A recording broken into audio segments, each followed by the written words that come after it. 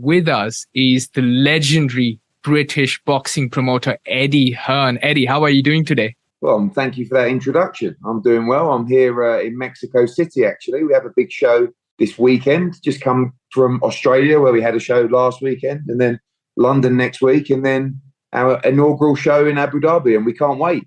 Oh, seems like that's a lot of traveling for you. How are you getting along with the time zones and the jet lags? How are you dealing with that? Yeah, not very well, to be honest with you. I feel like the best way to do it is ignore what time it is and just sort of sleep when you can. Once you start thinking about, oh, it's 6 o'clock there and it's 3 o'clock there, and that sort of messes with the head. So sleep when you can, and we love what we do, and lucky enough to be involved in a great sport in boxing. Everything is so exciting that's coming up. So, really just sort of walking on a cloud over the next few weeks. It is definitely exciting, like you said, Eddie, because I can assure you that the championship bout that you're bringing to Abu Dhabi, the atmosphere is intense. It's crazy. And I can assure you the capital and the UAE cannot wait. It's sky high. Tell us, how significant is this fight that you're bringing to Abu Dhabi? Well, I mean, firstly, obviously, the significance of bringing the first sort of major world championship fights to Abu Dhabi. You've seen the Middle East become a big growth area for boxing. Abu Dhabi has been staging some incredible events through the DCT across its event schedule, but now it enters the world of big-time professional boxing. And this main event, Dimitri Bivol, who just dethroned Canelo Alvarez as the pound-for-pound number one in the sport, takes on Gilberto Zurdo Ramirez, who is, had over 30 fights unbeaten. He's a former world champion as well. It's one of the best fights in boxing today. But not just that, the undercard as well. Women's boxing at the moment is on fire. We have the undisputed world championship between Jessica McCaskill and Chantel Cameron. It's one of the best fights in the sport. Zelfa Barrett against Rakimov for the IBF world title as well. But of course, the main event is one of the best fights in boxing. And we're so excited to start this journey in Abu Dhabi. These conversations have been going on a long time. They've been taking their time to make sure they team up with the right partners and they enter the sport at the right time. I think there's so much growth potential from grassroots participation all the way up to the biggest names in the sport. And yeah, Abu Dhabi get their piece of history on November 5th and the start of an incredible journey for them in a brand new sport of boxing. You mentioned history and you talked about big names. Eddie, when you think of some of the biggest venues for boxing, Las Vegas, Madison Square Garden, they've seen the likes of Tyson Fury, Anthony Joshua, Deontay Wilder, all these big names. Saudi Arabia itself is growing as a hub for boxing. But when you look at the challenges as a promoter from your side, what are some of the challenges that you faced in bringing boxing to the Middle East? I think really the perception of where big-time boxing is held and staged, like you mentioned it there, Madison Square Garden, Las Vegas, the O2 in London, Wembley Stadium. These are venues and locations synonymous with big fights.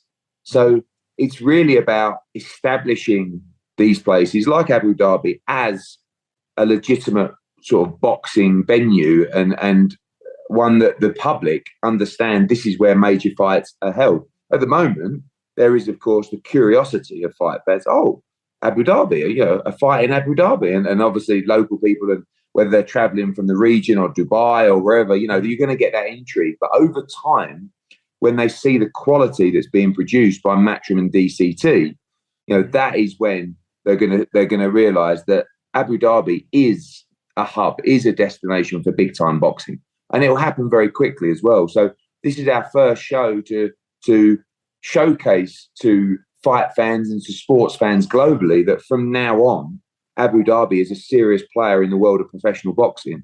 And if you want to watch incredible high-level fight nights, this is where it will be held. And I think that's probably the biggest challenge is to create Abu Dhabi and other areas that we go in the Middle East as a fight destination. When you mentioned about fight nights and having the big names there, is there a possibility that Dimitri Bivol versus Gilberto Ramirez, the winner of that, possibly takes on Canelo? Or are you opening the doors to a rematch between Canelo and Bivol? Yeah, I think that Canelo is watching on November 5th, with his eyes peeled. He wants the opportunity to try and rematch Dimitri Bivol. It's also a very, very tough fight. I think it's a 50-50 fight. there's going to be so many big names from the world of boxing there on November 5th in attendance, and everybody is intrigued by our move into Abu Dhabi. Everyone wants to be a part of this iconic moment. But yeah, for Canelo Alvarez, really, he wants his opportunity to rematch Dimitri Bivol. I think if Ramirez wins, that's a different story. They don't really have the history with Canelo, and Zerdo could look at an undisputed fight with Beterbiev, but certainly from Canelo Alvarez's point, he'll be watching this fight in Abu Dhabi, hoping that he can get his shot at Bivol if he's successful in the fight. Taking some of the names of these boxers, Katie Taylor, Canelo Alvarez, how important is it for them to want to fight here and create a fan base, a separate fan base for themselves here? And in fact, whichever boxer that comes down here gets an exposure to Abu Dhabi and its culture. How important is it to spread boxing around the world?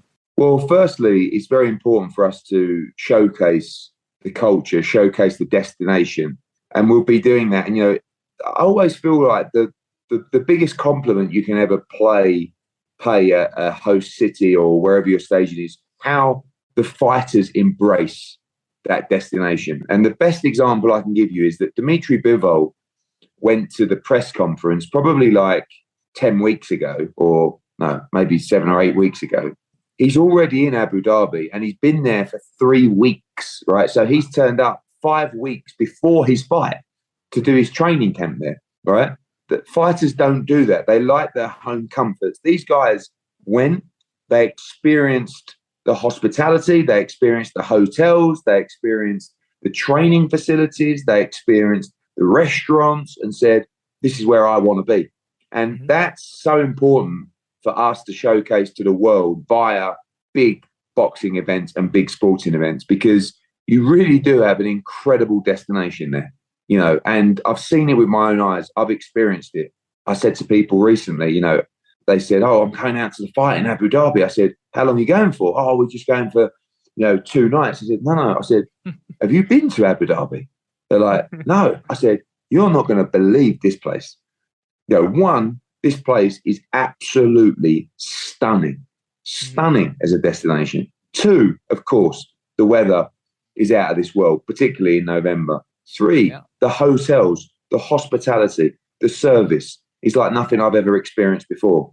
The restaurants, the entertainment, the theme parks, the beaches. Oh, beaches? It has beaches? Yeah, it has some of the best beaches in the world. So it's my job to spread that word, obviously by word of mouth, but more through the creation of events to show the audience, not just that you have an incredible sporting arena in Etihad, not just that you're staging an incredible event for the sport of boxing, that this is an incredible destination for live sports, for live events, for holidays, for experiences, for families, for everything. So that's really important for me, that people see that. And when people come to the event, whether it's Anthony Joshua, who'll be in attendance, probably Katie Taylor, maybe Canelo Alvarez, they will experience it as well. And giving away some names that are going to be in attendance. Well, Anthony Joshua will definitely be there. We're talking to Canelo at the moment. There's going to be some huge names there on November 5th. And they're all going to experience what we've experienced, which is an incredible destination. I think listening to what you're saying, Eddie, I think you've lived longer in Abu Dhabi than myself. And when it's making that reach to global superstars, I know there's been talks about AJ possibly wanting to fight Tyson Fury. That's, it's gone around the rumors. There's a possibility of ifs and buts. For a fight like that to happen in Abu Dhabi potentially, do you think that not just helps the audience get interest, but also helps grassroots levels of boxing here in the country? Yeah, and that's really important to us. One of the reasons that we wanted to partner up with DCT is because they have a long-term vision for the sport. I'm not really interested in just going in for one event and we'll see you in 2 years. This has to leave an everlasting legacy. And it does that by inspiring people from the region to start participation in boxing. And participation in boxing, not just to try and become a champion, but to, learn discipline, respect, manners, increase their mental and physical well-being as well, make them feel part of the team and a community. So these events, we've seen it in Saudi Arabia where the participation is up incredibly through the 2 events we've staged there. These events are going to change the face of boxing, you know, in the Emirates and in the region, because they will see it with their eyes. You know, they'll turn up on fight week, they'll see the public workout, the weigh-ins, and of course fight night. And you will see participation increase significantly. And also you will see the emergence of talent in the region. And that's really important to us as well. We want to create great talent from the region, you know, give them the best facilities, give them the best training, so that over time we can see Olympians, world champions from the region. And that's when you're really going to change the sport.